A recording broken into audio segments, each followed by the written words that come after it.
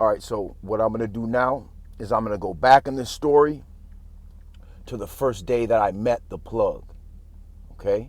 I'm going to explain to you why the IRS was on his ass, because it wasn't me, okay? So one day I'm walking down the street, right, with my homeboy, Tiny, right? So me and Tiny are walking down the street, and we're like 13, 14 maybe, right? And this dude rolls up on us. He's got like a spike hair. He's got like a mullet. He's got like a spike haircut in the front and like long in the back and shit, right? He's got a mullet. He's like a rock and roll type white boy, like dude, you know what I'm saying? One of them type of motherfuckers, right? And he's driving like one of those old Broncos, but it's like a 1977 Bronco or one of those like 70 Broncos, and it's like burnt orange. It's got like the big tires on it and shit. And with like no camper thing on the back, right? He pulls up on us. He's like, hey man, you guys know where I can get some weed? And I'm like, yeah. Like what you want? Like $20 worth? Like a 20 sack? He's like, no. I need like a couple of pounds. And I'm like, I've never heard of a pound before. Never heard of a pound. I knew about weed, but I never heard a pound of weed. I'm like, the fuck is this guy talking about, man? Is he fucking just crazy or what? Like, I fucking got no pound of weed. What the fuck is this guy talking about? So I'm no use to him, right? He peels off like, fuck, these fucking kids don't know shit, right? He's about maybe, fuck, man, he's about 19, 20 at the time, right? He's much older than us. And so he drives off, and I'm just stumped, like, what's a pound of weed, man? So, rewind a little bit more. So, the way that this dude got on was his uncle, through marriage, was a cop in Mexico, I think somewhere in Tijuana, right? So, one day, he was like, hey, come down to Mexico, because he knew this dude was like a hoodlum. He knew I don't know how he knew it, but because he's always stealing shit, like snowmobiles, bikes and shit, like all type of shit, right? Dude was a criminal in all type of different aspects. This dude was all type of shit, right? And I'll get into that. So he was like, so the dude, his uncle's like, come down here and rob this warehouse. He didn't know what he was stealing, right? So he comes down there and robs a warehouse, and it's all a bunch of weed. It must have been a bunch of weed that the cop probably busted and had in an evidence place where they were storing it, or else he knew some shit. Either or, the cop couldn't do it himself, and he didn't want nobody from around there to do it. So he got this dude to do it. So he goes down there, robs a fucking warehouse for a bunch of weed, and his uncle gives him 2 garbage bags full of weed, and he brings it back to Mound, Minnesota, where there's nothing like this around, right? This is like the early 90s at this point. He brings it back to Mound, Minnesota, and he starts off his empire. So he must have either ran out of weed, because I hadn't heard of pounds of weed, y'all. And he's like rolling around asking strangers, not strangers, but you know, people he don't know for it. So he was like thirsty, desperate, trying to find another source, right? So he ended up getting hooked up with his uncle again, but his uncle hooked him up with the cartel at that stage, and he became a trafficker, a real trafficker though, like not no shit that you guys don't really understand how this works, so I'll break it down to you, okay? It just doesn't matter to me anymore, you know? I'm out of that life. I'll never go back to it for a reason, and this is part of it, you know? So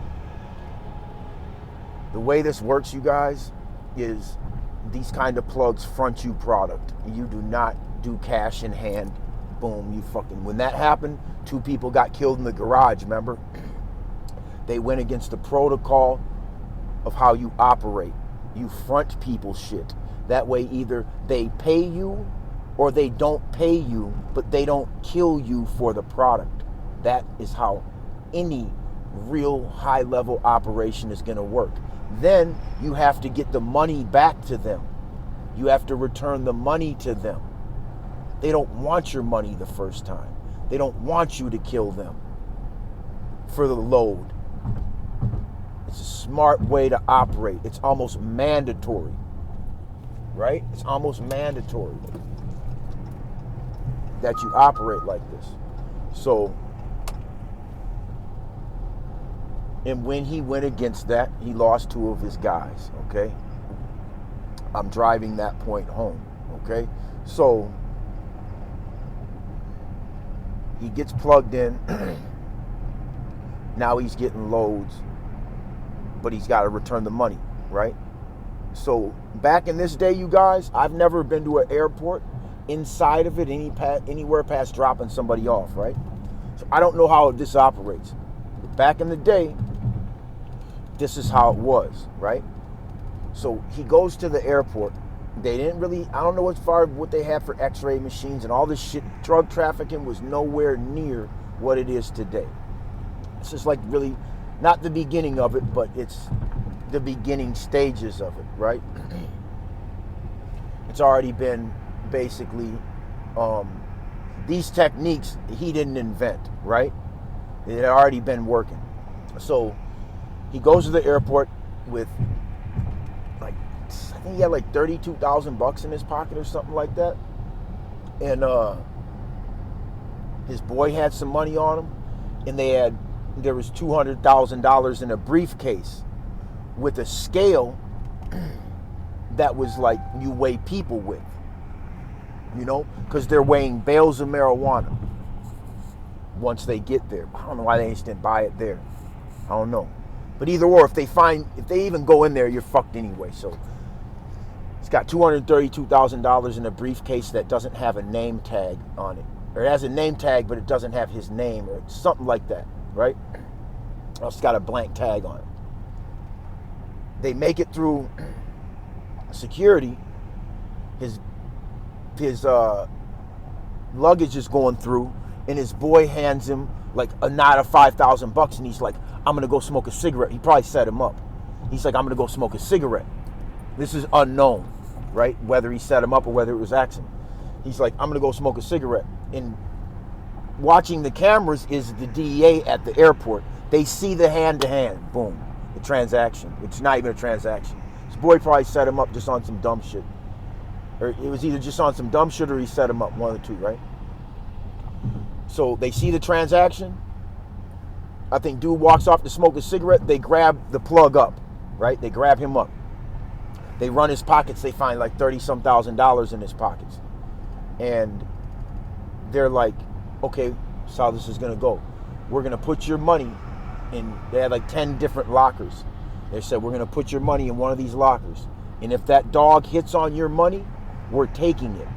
Now, at the time, $60,000 undeclared cash, I think, landed you in federal custody. Like, you're not, boom, you got to get cuffed. You're going in for that much money. You guys got to understand, too much money can get you arrested just like drugs and have as severe consequences. I don't think you guys understand that. So they don't have enough to take him into custody yet. So all of a sudden, as they're doing this to him, they start calling for the fucking briefcase. Somebody, lost luggage over the intercom, right? He don't say shit. He loses it. He lets it go.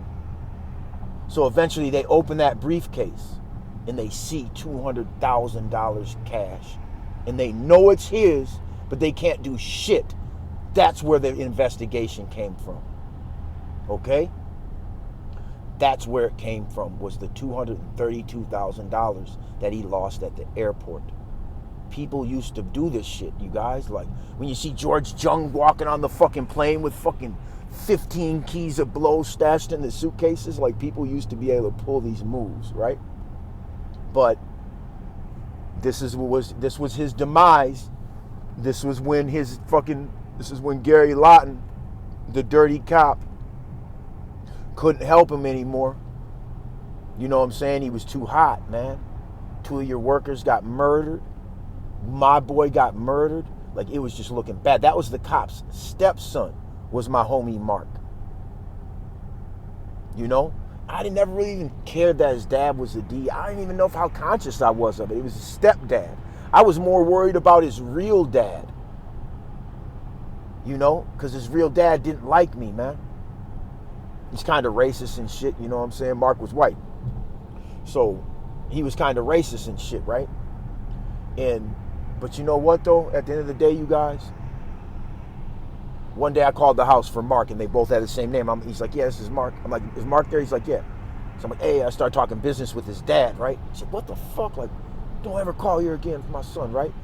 And fast forward, man, his son ended up getting murdered, you know, off of what we were doing, and it was kind of my fault too. So his dad was actually right, man, as far as not liking me or not wanting me to, like, hang with his son or none of that shit, you know?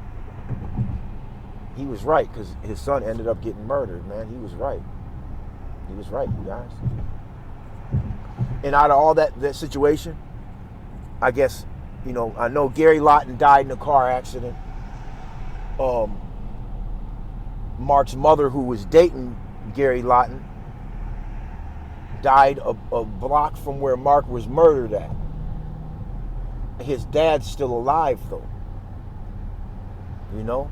And I gotta find that dude someday and tell him, like, man, I've been sorry.